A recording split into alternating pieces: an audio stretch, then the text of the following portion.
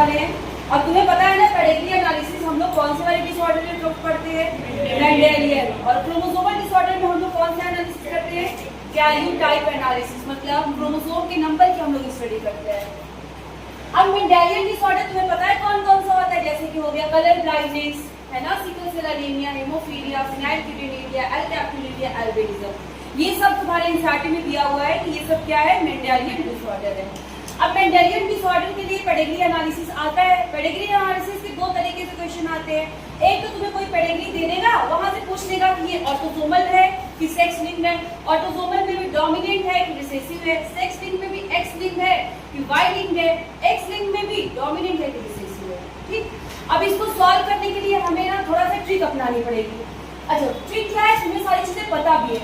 जैसे Mendelian disorder दो तरीके का होता है, ऑटोसोमल या फिर सेक्स लिंक। अब ऑटोसोमल में भी ऑटोसोमल डोमिनेंट या फिर ऑटोसोमल रिसेसिव होता है, ठीक है। अच्छा, अगर ऑटोसोमल डोमिनेंट है तो ऑटोसोम तो मेल में भी होंगे, फीमेल में भी होंगे, इसलिए मैंने यहाँ पे कॉमन लिखा है, मेल और फीमेल।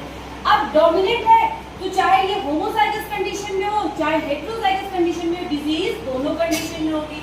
इसलिए अगर ऑटोसोमल डोमिनेंट है तो वहां पे हम जीनोटाइप क्या लिखेंगे, कैपिटल ए या फिर कैपिटल ए स्मॉल ए।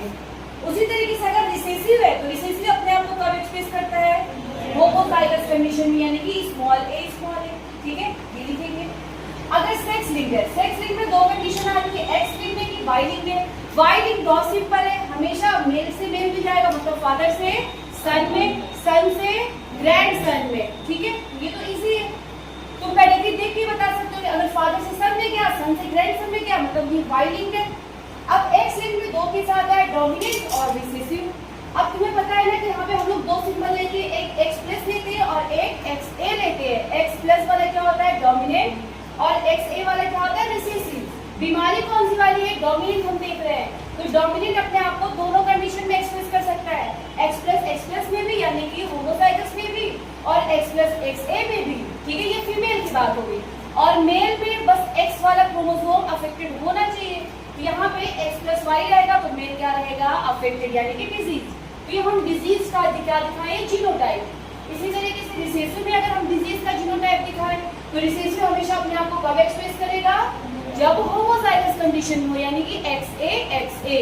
ये बात हो गई फीमेल की, और मेल में एक्स ए वाई रहेगा, तब ये क्या रहेगा, अफेक्टेड, ठीक है। तो ये हमने जीनोटाइप दिखाया, ये सारे जीनोटाइप किसके, अफेक्टेड थे, यानी डिजीज के। डिजीज का जीनोटाइप हम कैसे लिखते हैं, ठीक। अब इससे रिलेटेड हम आगे क्वेश्चन सॉल्व करेंगे।